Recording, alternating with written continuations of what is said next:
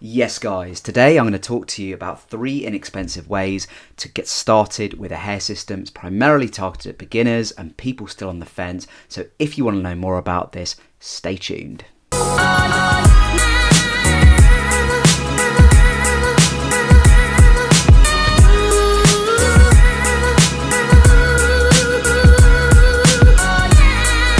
So glad to be back on the camera, guys. I took a week off last week.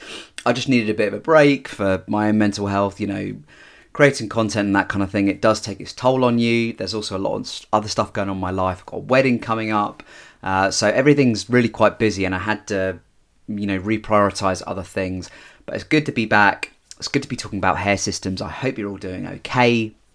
This is going to be looking at how to get started in a sort of financially efficient and inexpensive way, because I know a lot of us are running on a tight budget and you don't want to be spending crazy money. So number one, and I always say this to people, if at all possible, try and avoid going to a clinic or a salon, because there are financial implications attached to that, and it can end up costing you a lot more money than if you go directly to the supplier. So the first clinic that I went to when I was thinking about getting a hair system, I got quoted over £700 for a system, and it was £250 per regroom, and I think the regroom was every 1 to 2 months. So I mean, you do the maths on that, you know, it comes to a lot of money per year, and you've got to ask yourself, can I afford that?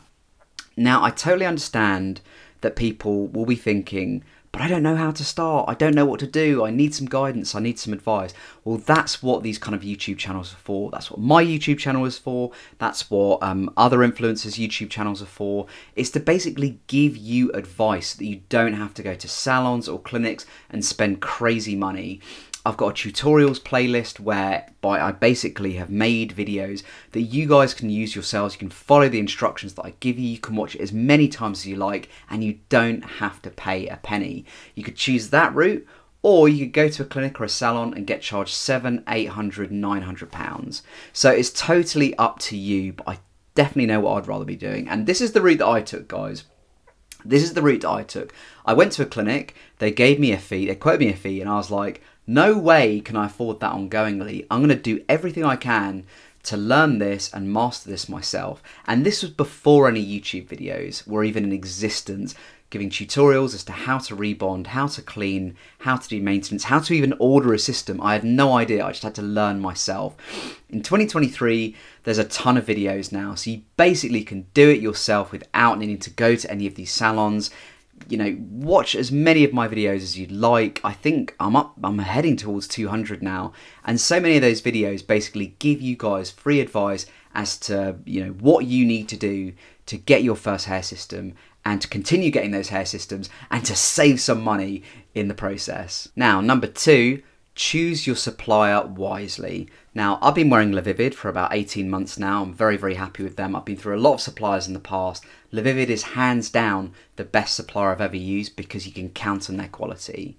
And I'm not saying that you have to use Vivid or whatever, but do your research. It's really important to do your research with these suppliers because you want to know that you're getting a good quality system, and you want to know that the money you're spending is going to a reliable supplier who you can count on. Important to note at this point as well, don't just go for the most expensive system just because it's the most expensive. That most expensive system may well not be suitable for you. I never go for the most expensive system because I know that it's probably not appropriate for me. You can't really go wrong with a French lace or a poly, basically. Those are the 2 most common bases. Swiss lace is also one that you could consider, but it is quite fragile, so it's not great for a first timer. Same with the ultra thin skin. But you can use this opportunity to actually reach out to the supplier or suppliers if you're unsure of where you want to go, and basically say to them, look, I'm a first time wearer, I don't really know what system to go for, what would you recommend for me? Now, a massive red flag would be if they come back to you and say, we recommend this system, and you go on the website and it's the most expensive system, because 9 times out of 10, possibly more than that, probably more like 99 times out of 100, a first-time wearer does not require the most expensive system on a supplier's website. God, I really need this coffee today, I've got to say. Been feeling a little bit under the weather today and yesterday. And the coffee's helping. I'm feeling a little bit feverish, not too great. I'm going to have to take it easy this week, which is ironic because I actually took last week off to just try and chill a little bit more and reprioritise. And yet, typical, I start coming down with like some sort of infection or cold or whatever. So I'm probably going to have another week of feeling a bit rubbish. So the third inexpensive way to get started with a hair system is to only invest in the accessories that you absolutely need. And I'm going to tell you that now. There's only really 5 accessories you're going to need on your hair system journey, and you could even narrow that down to 4, okay? So the most obvious ones are some sort of adhesive remover. I always recommend C22 because it's very widely available and it does a very, very good job. It's very good at what it does. On top of that, you're going to need something to bond the system. So you can have glue and you can have tape. So again, this is where the 4 or the 5 comes in. You could have both. I always have both because I tend to use both simultaneously. With this current, this is a French lace. I've got tape around the side and I've got glue at the front because I find with glue, if I want to have my hair up, it gives a much more sort of natural appearance than tape does. There are a couple of tapes out there that do give a decent natural appearance. Walker No Shine is one. Walker Green Tape is also another one, but generally, I use Ghost Bond. I'm a big fan of it, big advocate of the old Ghost Bond, but it can be either or. It can be either or, so it depends on your budget. And actually, that briefly goes back to point 2, which I missed out earlier, which is when you're speaking to the supplier and you're asking what system would they recommend as a sort of like a first-time wearer, mention your budget, mention what you're working with, okay? There's nothing wrong with that, and it will actually help the supplier to understand what financial restrictions you might have in terms of hair system, and they'll be able to recommend based off of that. But in all honesty, you shouldn't be looking to spend more than, well, I wouldn't be expecting to spend beyond £250 on my first system.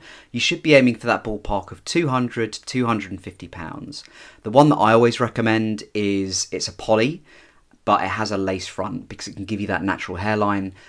So, you've got a sort of poly around the side and in the middle, and then you've got sort of a lace. It's usually a French lace at the front, so you can have your hair up and it looks pretty natural. And make sure when you're checking the particular system which the supplier might have recommended to you, just check through the description and check to see if the front hairline has bleached knots. Bleached knots are basically when they bleach the actual knots at the front of the system like this, and it kind of gives it a more natural appearance, so you can have your hair up. I remember the first system I got, it didn't have bleached knots, and it looked pretty obvious if you look quite close. So bleached knots do make a difference. You don't need it throughout the whole system, but having it at the front first inch can really, really help. So in a roundabout way, back to point 3, which I got distracted from earlier. So I'd mentioned tape and glue. It can be either or both. C22. You don't have to have C22, but it's a good adhesive remover. It's one I recommend. These are all in the description box below, by the way, guys, so do check it out if you want to shop yourselves. Scalp protector. Scalp protector is really important, especially if you've got sensitive scalp and you want a better hold from the tape that will last longer. With my scalp protector, I usually get an extra 5 to 7 days from a bond just from wearing scalp protector. I use Walker's Max Hold. I find it really good. It's a little bit gloopy, but once you've used it a couple of times, you kind of get used to it. And again, you can find that in the description box below. And last but not least, you want some isopropyl alcohol, because I bang on about this a lot, but it's really important to have a really clean scalp when you're applying a system, because when it's really clean, it means it's going to bond better and you're unlikely to get any sort of bacterial or fungal problems under the skin, or not under the skin, on top of the skin when you're wearing a system. So you basically, in layman's terms, you're going to get longer out of the system, you're unlikely to have an itchy scalp as much and that kind of thing. So isopropyl alcohol is really, really important. On that point, I do get a couple of people who ask me, can I use isopropyl alcohol as an adhesive remover? In my humble opinion, no. I would avoid using isopropyl alcohol as an adhesive remover. Number one, it's not very good at being an adhesive remover. And number two, when it comes to getting alcohol on a system or anywhere near a system, it can dry the hair out, and that makes the hair a little bit matted. It can actually oxidize the hair, which lightens it over time. So personally, I'd avoid allowing any alcohol to come in touch with your hair system. Focus on the adhesive removers like C22. Just use the alcohol to clean the scalp. So I hope you found that video helpful, guys. Are you a beginner who's more likely now to get a hair system based off of the advice that I've offered you? I really want as many people who are on the fence to sort of take that leap. I know it's kind of scary. I know it takes some bravery, but I've been there before. Literally millions of other dudes have been there before. But once you take the leap, once you give it a go, I'm pretty sure you'll see it as a solid investment. So thanks so much for tuning in today, guys. You might notice I've got a slightly different background. I like to vary it up a little bit because I like to give you guys something different to look at every couple of weeks. I hope you're all doing well, guys. I'm really looking forward to speaking more with you in the comments box below. If you're enjoying my content and you'd like to help this channel grow, please do subscribe. I'm so close to 2K, and I'm going to be offering a very special something when I hit that 2K subscribers. If you've enjoyed the video as well, please do like it. Please do check out my tutorials if you're unsure as to how to rebond, to clean the system, to clean your scalp, all of that kind of thing. That's in my tutorials playlist that's popping up on the screen right now. Please do check that out. There's tons of videos there. I'll speak to you very soon, guys. Bye for now.